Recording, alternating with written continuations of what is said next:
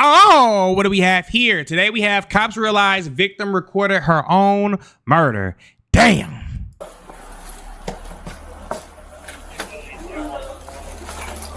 I don't know what's going on.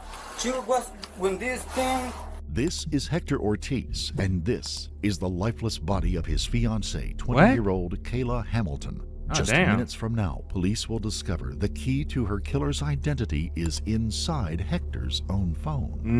Did she leave you a voice message or something? Yes, I just, somebody got her. Can I hear that? In a desperate fight for her life, Kayla managed to record her final moments, capturing not only the struggle, but the voice of her killer. She captured it? This haunting recording will lead investigators straight to her murderer, and it's someone no one ever expected. Oh, Voice message? what do they mean? It's somebody that they didn't expect. It's always somebody close to you, isn't it? Every fucking time. Sounds like she's choking, and there's a person talking at the end of it. Okay. No, somebody come and kill her, really. I don't know. She's been gone too long. Was she like this? Her hands were tied up, and a cord was around her neck, apparently. What the fuck? Why would you do that to a woman, bro? It's finna be a good one, y'all. What if the killer is right there? What if the killer is our fiance? Wouldn't that be some sick shit? After watching these videos, just nothing surprises me anymore. You can't do nothing. No, there's nothing to do. She's been down for too long. Do you... He about to crash out. Estaba abierta la puerta. The door was open. Listen, I don't speak Spanish, so I need you to communicate with me in English, okay? And I'm not trying to be disrespectful, but I don't speak Spanish, so I can't communicate to you in Spanish. Only English. Can you look at me while I explain things I ain't gonna lie to you, he does not have enough emotion for me. to you? So you understand? Yeah. Okay. We went in, and if there was anything that we could do to bring her back, we would have. But listen to me. She's been gone too long. Kayla was a high-functioning autistic person, very capable and hardworking. She This just made this shit even worse. Autistic, bro. Come on, man. was small and slight of build. The young woman preferred to stay to herself, particularly when she was in the home and her fiancé Hector was at work. As always, he would pull the door shut behind him on the way out, and she would lock it, tucking a towel under the door. Once secure, she tended not to leave the room until Hector came back home at the end of his shift. Kayla herself was learning Spanish but was uncomfortable speaking it. If there was ever a knock at her bedroom door during the day, she made a point to call Hector, but she almost never opened the door unless it was to move clothes around on laundry day. Today wasn't wash day, and there was a knock at her door, and Kayla called Hector as always. He wasn't able to answer the call, and it went to voicemail at 10:59 a.m.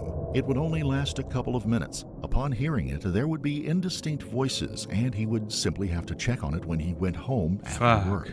There are so many possibilities as to what could have happened. The personnel at the scene have to try and get some idea as to what kind of activities the people there were involved in. The fiancé explains that he and Kayla lived very quiet lives, working and generally avoiding anything that might cause them trouble.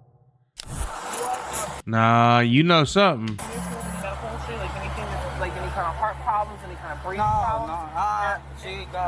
she has autism, PTSD, something like this. She has PTSD? Yeah. Okay. But she's normally, so Okay, so makes your question, does she take medication for her PTSD? no. Okay. Does she use drugs? No.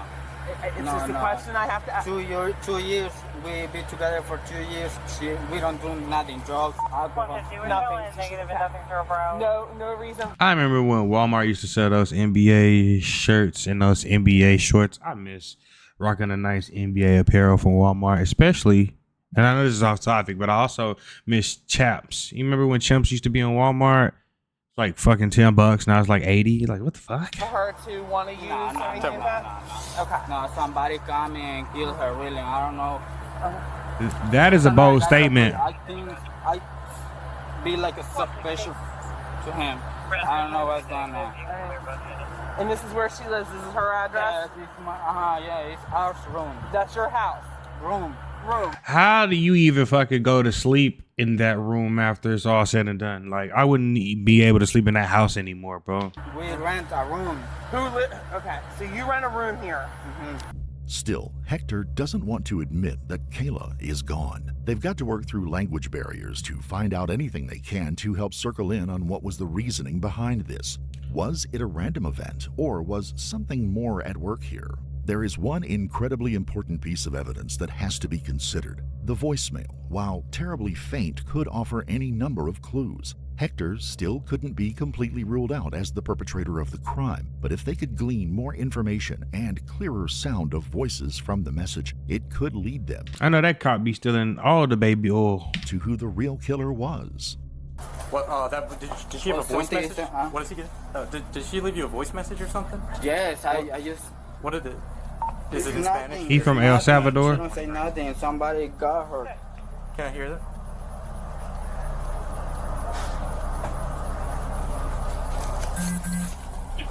You have to take me. ¿Esa ropa que está ahí en la lavandería, el lavando de ella o qué? Agarraba un trapo y ahí. Did he show you this voice message? He did.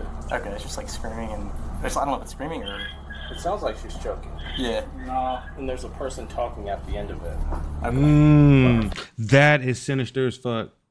Got your ass and you don't even know it. She recorded her own murder. Wow. Phone doesn't This is finna be a good one, y'all. I keep trying to tell y'all. seem to be here. Okay. I'm having them ping it. What's that? I'm having them ping the phone, Phone. Okay. just in case. Un audio que ella me mandó, pues. At the end of this voice message, did you hear like a voice at the end of the voice message talking? No, somebody say like a core or something like this. Core. Cord? Yeah. Core, yeah. Ain't got nobody that speaks Spanish in this motherfucker. No entiendo. You can play. Hold on, let me see something.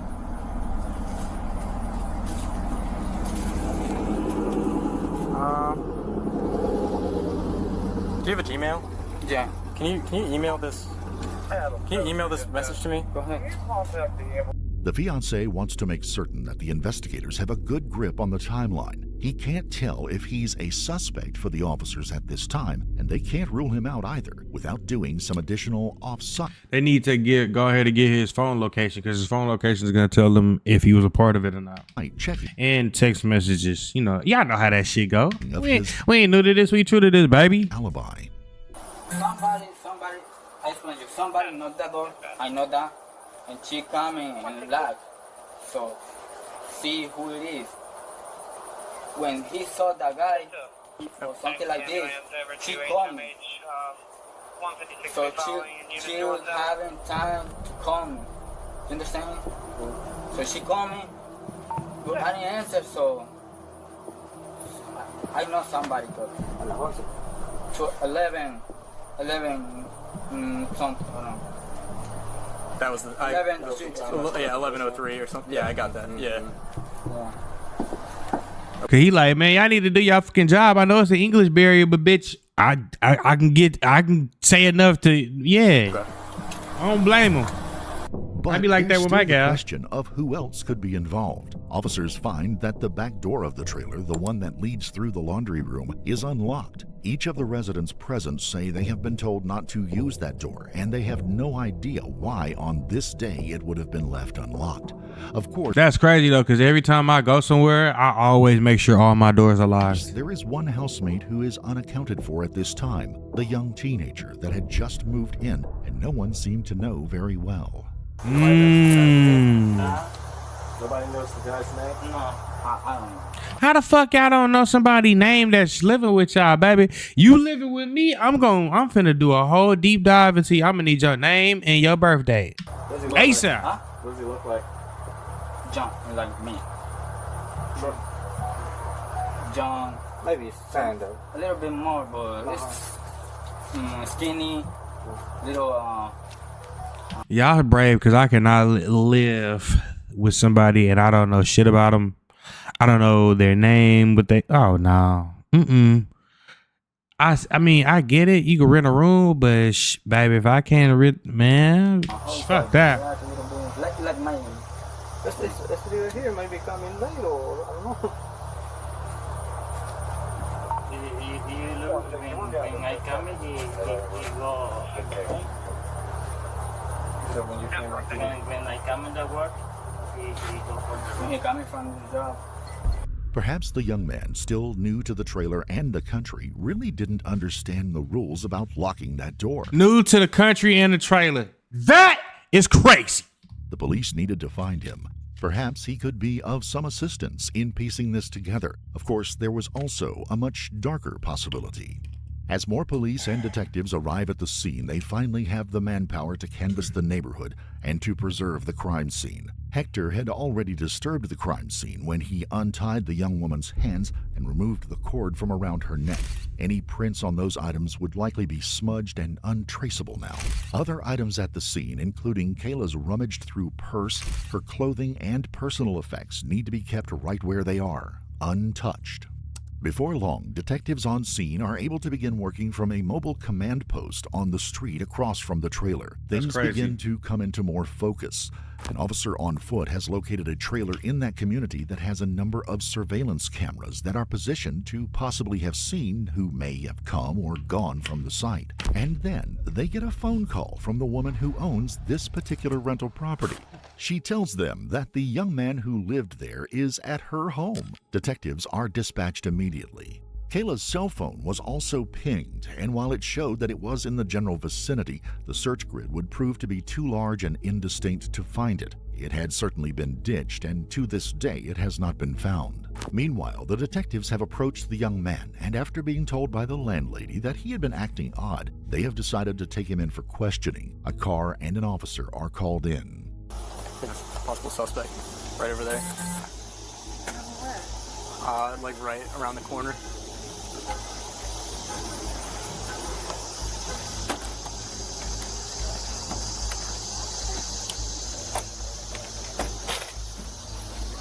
What the fuck? Jesus, criminy Christ. What? Yeah, I think it's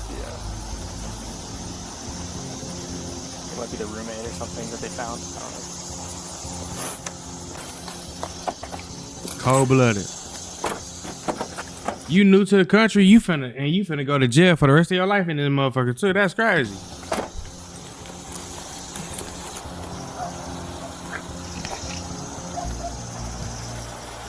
There goes that piece of shit. he said good. Transfer him over to my truck. I would just take him over, back over to the truck. He's going back to your truck. Back to my truck. Yep.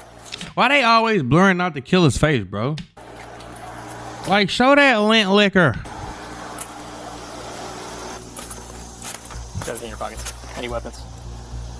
Knife. No hablo inglés. Oh, I got you. Did you already search him? Yeah. Okay.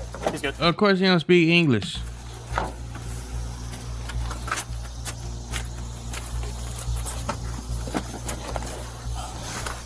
The young man is named Walter Martinez, and he has in no way struggled or tried to evade the officers. As a juvenile, he is accorded additional rights, and the detectives and officers on hand take precautions to make sure that he is afforded all of them. At this time, he is not made aware that he could be a suspect or has been told what happened at his residence. It is obvious, however, that he knows the police are swarming the place. Martinez, just 16 at the time of the incident, was taken to the Hobart County Sheriff's Office for questioning. Curiously, while the fiancé has mentioned that Kayla's cell phone was missing and that he has his, there are other cell phones laying out in plain view in the room. What the fuck? The one Kayla had made the call on was missing. If this had been a robbery attempt, why had no one stolen the other phones? That Facts. would have been worth something. Debit and gift cards were also still in the room, as well as a large amount of change on the floor, also untouched. Only her wallet, which had carried $6 before the incident, had been cleaned out. At this point, even the police are having some difficulty in processing what the crime scene is and what it appears to be. Details in the translations and between what each officer has heard are slipping back and forth. Some of the newer arrivals on the scene seem to think that she may have died under natural or non-homicidal causes. Nah, hell nah. How the fuck she just got nah? It's a difficult situation, not just for the mystery that needed to be solved, but that the loss of human life still wears on officers and EMTs who respond to incidents like this one.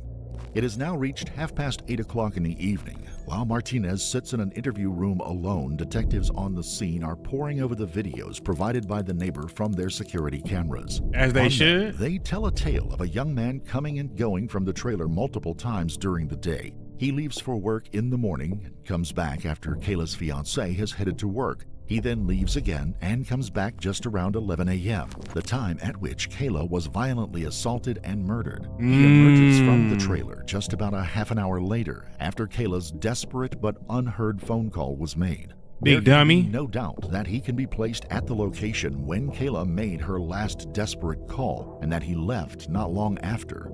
No one else would stop at the trailer during that time span. The videos would also show a car come by and pick up Walter a little later in the day. At this point, only Walter and Kayla's body were in the trailer. All of the other residents were gone. Detectives were able to quickly trace the car to Walter's older half-brother, who lived a few streets over in the same trailer park.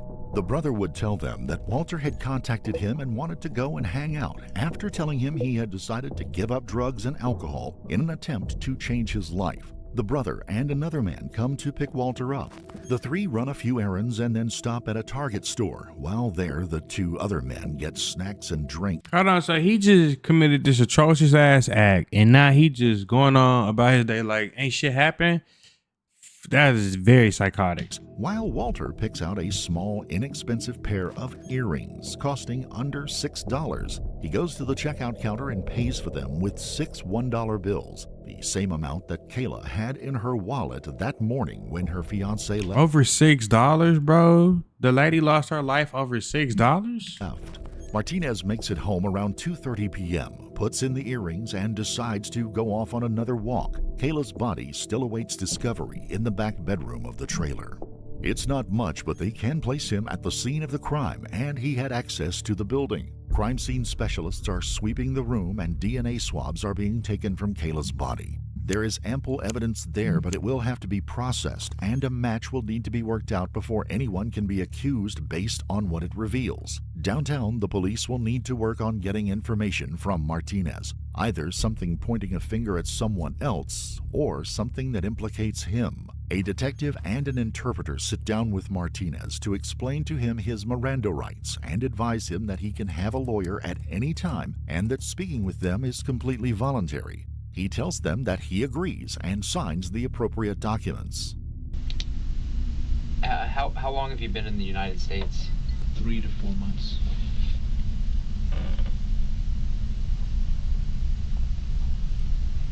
And do you remember where you came into the United States? Sedalia, Texas border. So you came over here to start a new life just to fuck it up. You could have stayed over there, bro. Did you have family up here in Maryland, or how did you get here to Aberdeen? Okay, so tienes familia aquí en Frederick? Sí. Okay. He has family here in Aberdeen and Frederick. Where's your family in Aberdeen? Pero no me sé la dirección. Oh, okay. He es tu hermano, Sí. Kevin? Sí. So his brother Kevin lives in the same trailer park. After confirming that his brother lives just a few streets down from Martinez, the young man tells them that he has lived at the location for about a week. And what brought him to that house? How did he find that room? So his stepbrother knows the landlord, the lady that owns the property, and that's how he was. He lives there. That's why he lives there. Okay. Is there any reason he's not living with his brother? He says he doesn't feel comfortable living with his brother, and on top of that, the landlord said that he can't bring another person into the trailer that his brother's currently living in. Okay. He goes on to explain that he works for a warehouse company that ships products. He doesn't really know what kind of products they are, he just puts boxes on pallets and has been working there for about 3 or 4 months since he arrived in Aberdeen. He works 3 days a week from noon until 9 p.m.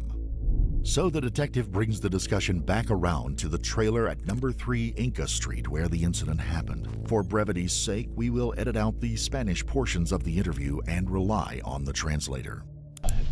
Who all does he live with at 3 East Inca Street? Okay, yeah, so it's this, so it's the couple, the married couple that was there, and their child, and then the other couple, the fiance and the woman. So that's gonna be six people there, right? Okay. Yeah. So with the child, so it'll be 6.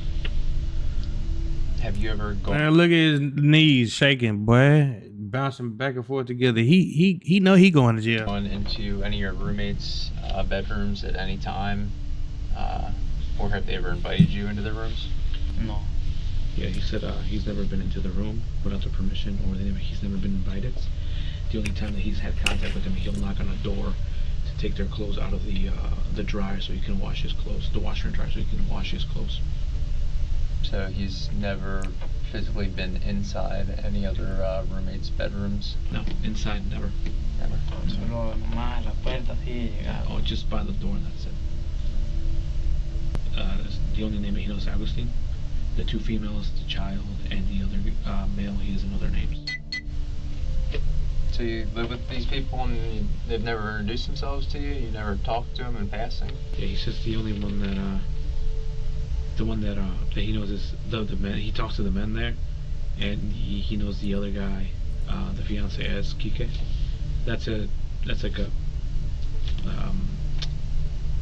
I guess it's short for Enrique. Yeah. Kike is short for Enrique. And how does he know him by that? Okay, so he knows him because, or he's spoken to him because he, and Kike had talked to him about splitting the Wi-Fi bill, and he told Kike that he can't split the Wi-Fi bill. How'd that conversation go? Was it like even-tempered, or did it get heated at all? He said he was with his brother one time, and Kike offered to see if he can go on a pay, go half on the Wi-Fi. He said he couldn't do it. He's just going to. Kike tried to convince him, like, well, if you get Wi-Fi here, you can hook up a TV and get services too. He's like, I'm not worried about that. I'm just gonna get a phone with with service. Smart person. I would have did the same says shit. that he has never I spoken. don't even watch TV for real, y'all. This is my TV right here. When I be reacting to these videos with y'all, this is my TV. I do that TV in the background over there. That shit don't get cut on. It looks like our company. Since she was someone else's fiancée and he didn't want to cause any troubles. He tells the interpreter that he doesn't even know her full name. He doesn't know the kind of relationship the two have, but says that he has heard crying at times in the house. He's also heard them arguing, but never physically fighting. He says he really doesn't know much about them at all, where they work, what their schedules are, or anything else. The detective moves on to get the man to discuss what he had been doing that day. Could you just describe your day to me from the time you woke up to basically up until the time that you and I met? He got up at 8. Okay. He made some breakfast. Ahí la dejé en el, Okay. ahí la dejé en el He cuarto. left the food in his room. So about noon, he got up at 8 and he made some breakfast, a couple eggs, 2 tortillas, and he left the house about noon. He said about ¿Volviste a tu casa? He said he can't remember if it's 11 or 12, but he went out with his brother. So about between 11 and 12, he was with his brother. They were going shopping for a computer. He does not know the name of the stores. He went to a store, another store, and he bought earrings. So the earrings he had on today, he had just bought them. He bought 3 pairs of those earrings. He does not remember the store, the name of the store, where the store is. He said since he's new to the area, he doesn't know where he's at. What color were the other earrings?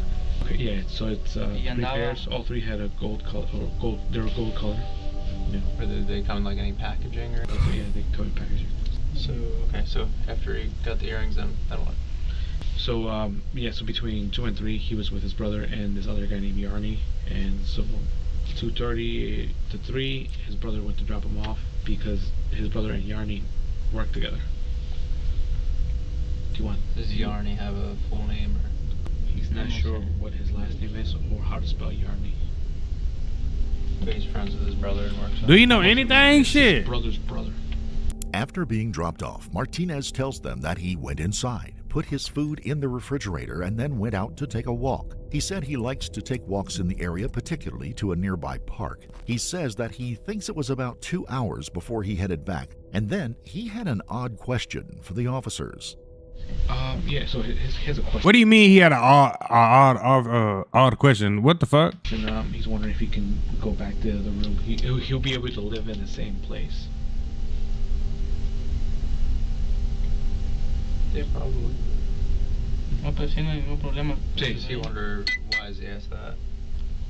What, say it again? Why does he ask that? Oh, the reason he's asking because someone told him that one of the residents had passed away. So if she was in danger, he doesn't want to be in danger also. This wasn't the kind of question you would expect from a killer, but more from someone who had nowhere else to go that evening and really didn't know what had happened. The detective digs in just a bit more to see what might turn up. What the fuck you mean? How is he not a part of it? So who's the killer then? Who the fuck is the killer? Did you see Kike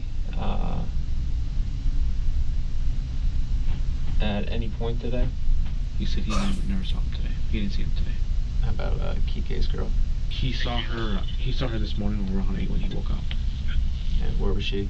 Okay, she was going towards the living room this morning at the class. She was walking out of her room. And what was he doing? What was he doing? Mm-hmm. He was doing his laundry. So she came out into the common area and he was doing his laundry. Where did she go from there? She went back inside her room. And after that, he didn't see her. You never saw her again? Nunca la viste de nuevo? No. The detective asks Martinez what he thinks his housemates would say about him. He said he's never had an issue with any of them, so it would probably be positive. He does ask one more time if he would be allowed to return to the house because he has nowhere else to go that night. The detective tells him that he'll see what he can do for him before they recuff the man and take him back for holding.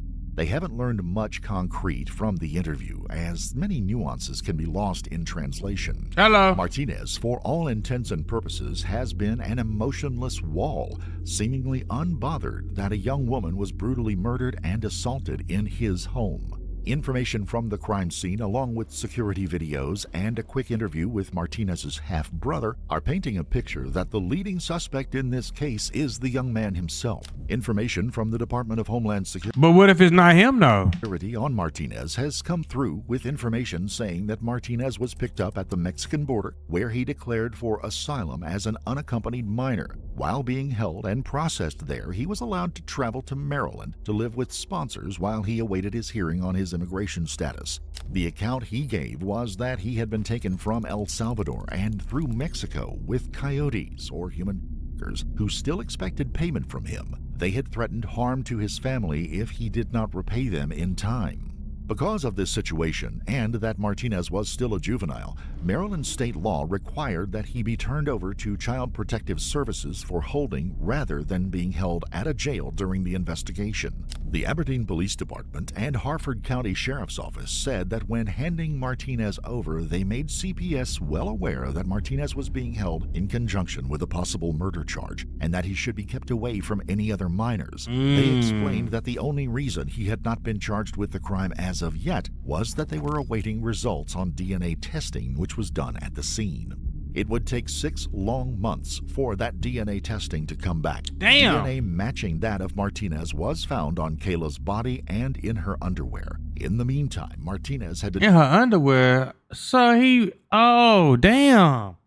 So you mean to tell me this sick fucker raped her? Or like what? Oh placed my in a God. group home with other children and enrolled at a nearby high school with some 1,400 other students. He would end up in a foster home and would be forced to leave high school due to behavioral problems.